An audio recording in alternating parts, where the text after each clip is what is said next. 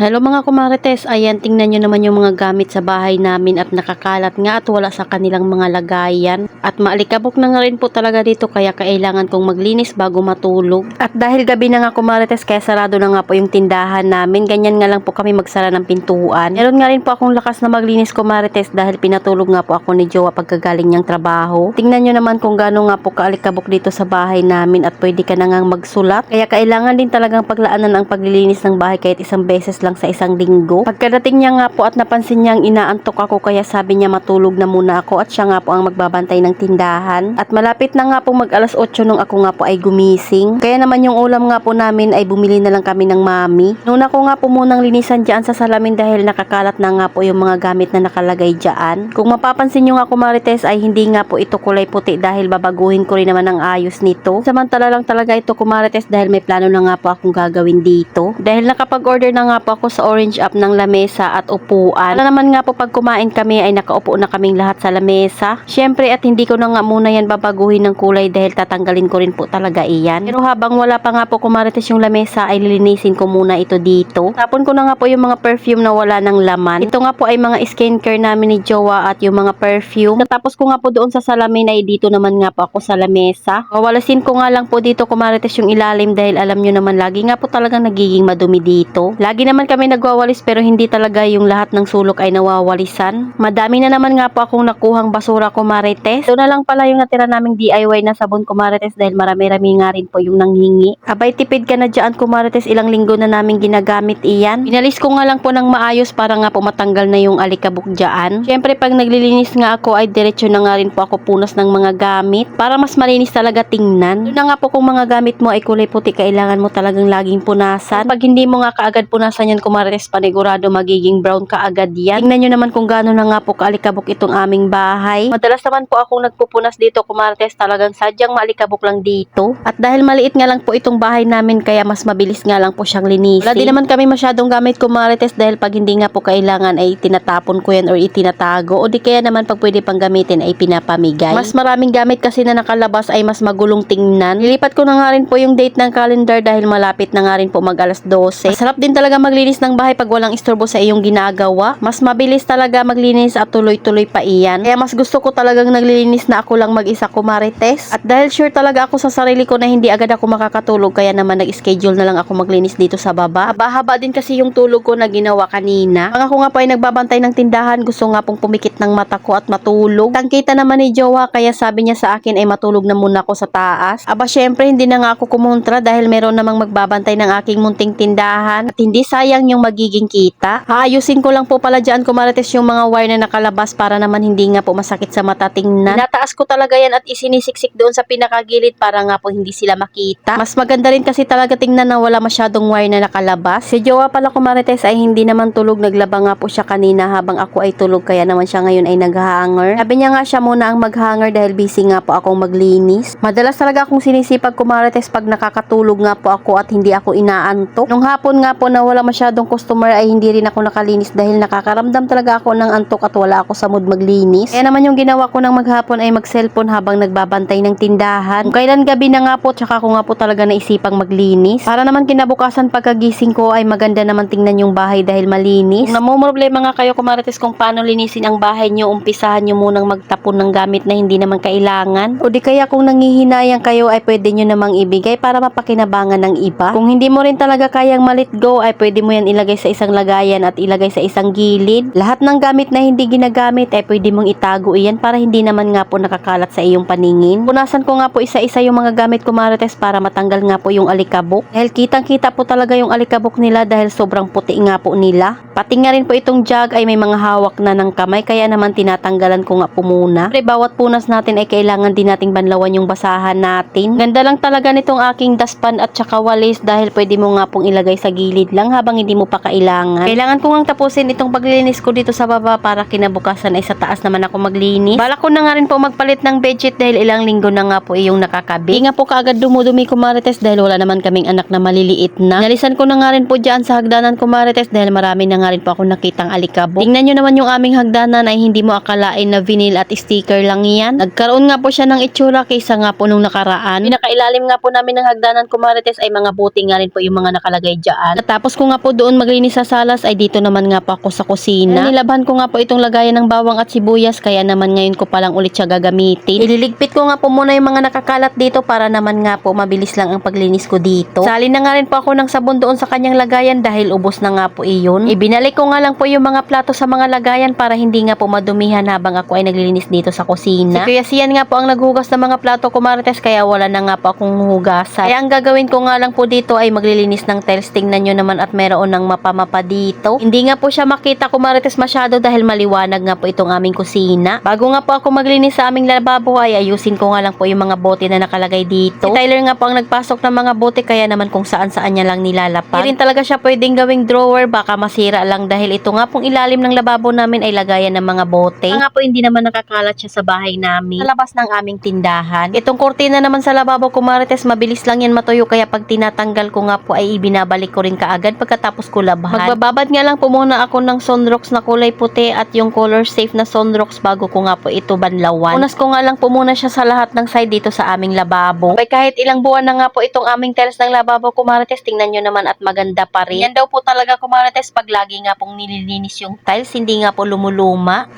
Pagkatapos ko nga pong malagyan ng mga sabon ay inuhugasan ko na nga po yung mga basong natira. At itatabi ko nga lang po yan Marites para naman hindi nga po madumihan. Dahil hindi nga po ako naglalagay ng mga basang mga plato doon sa pinakalagayan ay ilalagay ko muna siya sa patuluan. Pero dahil yung patuluan nga po namin ay huhugasan ko pa kaya nilagay ko nga po muna siya doon sa ibang lagayan. Yatakan ko na nga rin po ng Sunrocks itong aming dish drainer Marites dahil madami na nga po ako nakitang madumi. Kahit lagi ko nga po siyang nalilinis talaga namang dumudumi pa rin kaagad. Pero okay lang yun dahil madali lang namang linisin ito. Hindi nga rin po ito kinakalawang kahit anong basa ko dahil plastic lang naman iyan. Siyempre kailangan mo lang linisin para hindi nga po siya manilaw. Tapos ko nga pong sabunan ng maayos yung dish drainer ay binanlawan ko na nga po para pwede ko nang maitabi. So umpisahan ko na nga pong linisin itong aming tiles. Nasan ko nga lang po yung aming lagayan ng kutsilyo para naman hindi kaagad madikitan ng alikabok.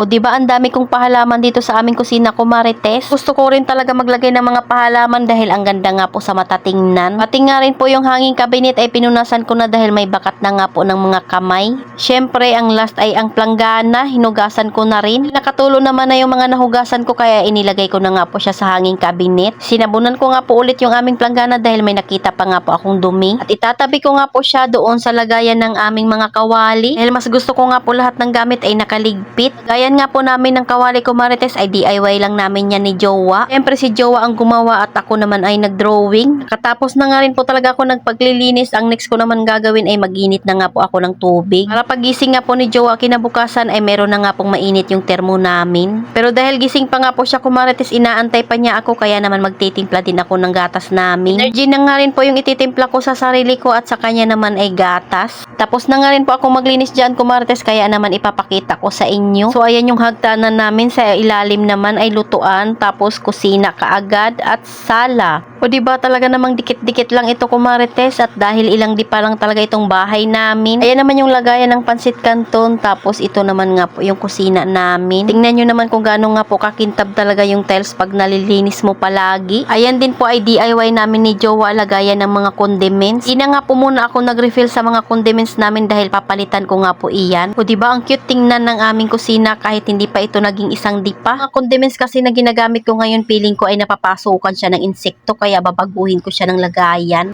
Ayan at wala na nga pong mga gamit na nakakalat kung mapapansin nyo lahat nga po ay nakaayos. Pero sigurado ako kinabukasan ay magiging makalat na naman ito. Tingnan nyo naman kung gaano nga po ako kapawisan dyan Marites pero at least naging malinis naman itong bahay namin. Yung tindahan naman namin bungi-bungi na naman yung kape at yung dalawang bike nga po ay nakalagay muna dyan pag gabi. O diba at wala na nga pong nakakalat na gamit, pwede nang matulog. Sa orange app ko nga lang po yung binili ko dyan para may harang naman dyan sa may hagdanan. Ayan at kumukulo na nga rin po yung aking iniinit na tubig kaya naman isasalin ko na siya sa aking termo. At yung tira nga pong tubig dyan ay ititimpla ko naman sa aming gatas. Maganda rin talaga sa isang bahay pag sobrang liwanag ng mga ilaw. Sarap lang talaga sa pakiramdam Marites pag nakakapaglinis na. Lalo na kung bawat tingin mo sa isang sulok ay nakaayos. Ay kung hindi pa kayo nakakapaglinis tara at sabayan nyo na ako. Mukhang madali at mabilis lang talaga tingnan yung paglilinis pero hindi nga po iyan ganun kadali. Tinawag ko na nga rin po si Jowa dyan. Sabi ko nga ay inumin niya na yung gatas niya.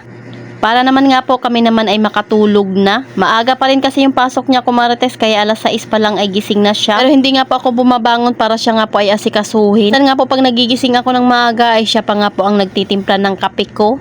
Tapos sasabihin pa niya sa akin na matulog na muna ako dahil maaga pa. Kahit dati pa talaga kumarites na wala pa nga po kaming mga anak ay talagang maalaga na po iyan. So ayan, tingnan nyo naman kung anong oras na kumarites at 12:36 na. Bago nga po ako maglinis ay alas 11 pa lang mahigit.